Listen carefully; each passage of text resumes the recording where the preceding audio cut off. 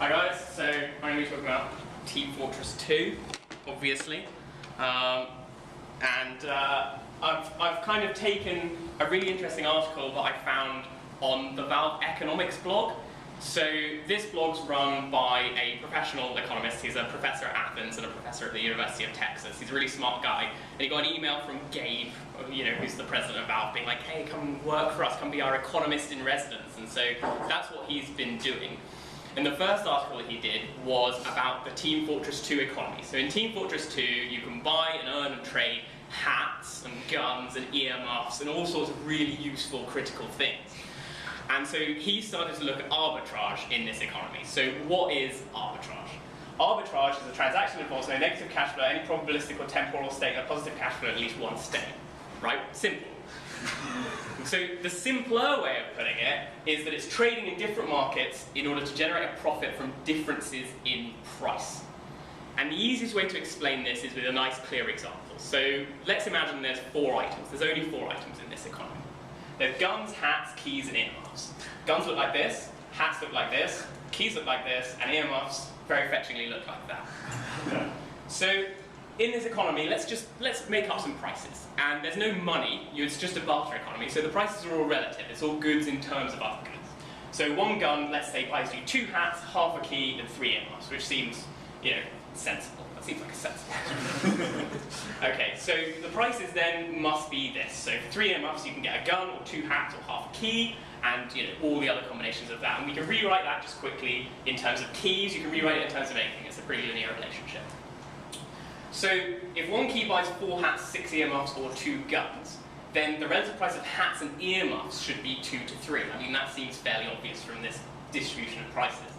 So we can rewrite it in terms of guns. As I say, you can just rewrite it in terms of anything. These are just relative prices, and put it in a nice little colourful matrix here. So this shows you that for a gun, you can get 2 hats, 3 earmuffs, or half a key. So the interesting thing then is what should be in this red box. So if the relative price of hats and earmuffs is 2 to 3, how many earmuffs does 1 hat buy you? I know this sounds like a really, tedious kind of if 2 trains are driving from different places. I know it sounds tedious, but it's really interesting. Trust me. Okay, so what goes in the red box? Well, if the relative price of hats and earmuffs is this, how many earmuffs does 1 hat buy you? Now we can solve this with power of maths, right? Okay. So if 2 hats are worth 3 earmuffs, we can divide by 2, and then we can simplify, which is, again, really crucial, to find that 1 hat gets you 1.5 earmuffs in this economy, right? That makes a lot of sense. So what if it's not? What if that's not the price? What if it's 3? Let's just say it's 3, okay? So that means that in this box, it's 3. That you can buy, for 1 hat, you get 3 earmuffs. So you start with 6 earmuffs, and you go, right, okay, I'll trade these for 2 guns, which you can do because it's 1 gun is worth 3 earmuffs, so 6 earmuffs is worth 2 guns, obviously. And then you trade these 2 guns for 4 hats, and then because this thing is here, you can trade your 4 hats for the number here of earmuffs, which is 3, so each hat gets you 3 earmuffs, so you now have 12 earmuffs. So purely by trading, you've doubled your wealth, and that's what arbitrage is. You haven't added anything, you've just been a bit clever and traded around and doubled your wealth. That's arbitrage, and that's what we're kind of studying. So yeah, good job, you've got 12 earmuffs. Fantastic. So every time the relative prices aren't at their equilibrium value, there's room for this. There's room for arbitrage in an economy.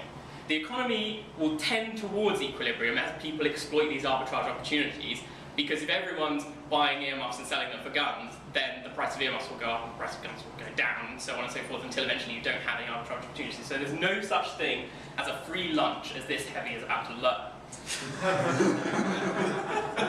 Poor guy, just wanted a cake. So what are the equilibrium values here?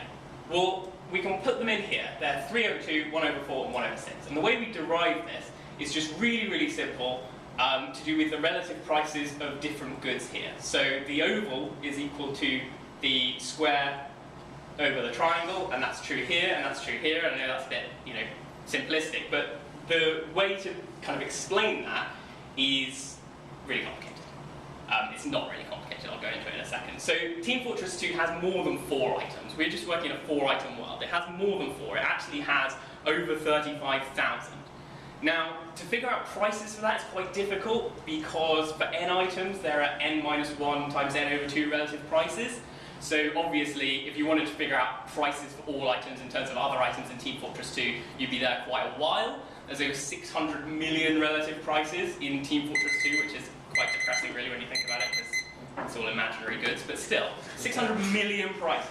So what does that look like? How could you conceptualize that in an amazing matrix? It's really simple, you just put it like that. So you just have a K by K matrix where K is the total number of goods, which is exactly what we've done, but in a slightly different environment. And so it works the same as the 4-item example. So in the 4-item example, I know this looks confusing. I'm not very good at explaining things in 5 minutes, but basically, this is the relative price of guns with respect to keys, and this is the relative price of guns with respect to hats, and that gives you the relative price of hats with respect to keys.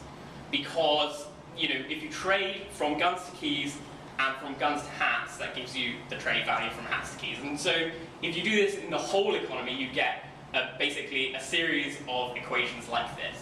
And what they did at Valve Economics is they measured the difference between these equations, which are what's the equilibrium state where there's no room for arbitrage.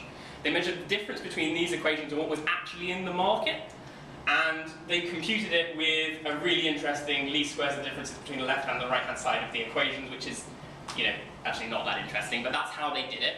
And they came up with this graph here. Now, this graph is the index of arbitrage potential for the Team Fortress 2 economy. And what that means is these high peaks here are where there's lots of room for arbitrage, where the economy is nowhere near equilibrium, and there's lots of ways that you can trade 6 EMFs to get 12, for example. And the thickness of the line is just how much trading goes on. And so these 2 peaks are interesting. This one here is the Christmas sale. And so the Christmas sale came on, loads of new goods onto the market, loads of room for arbitrage, because nobody knows how to price anything. And the line's really thin, so nobody's doing a lot of trading.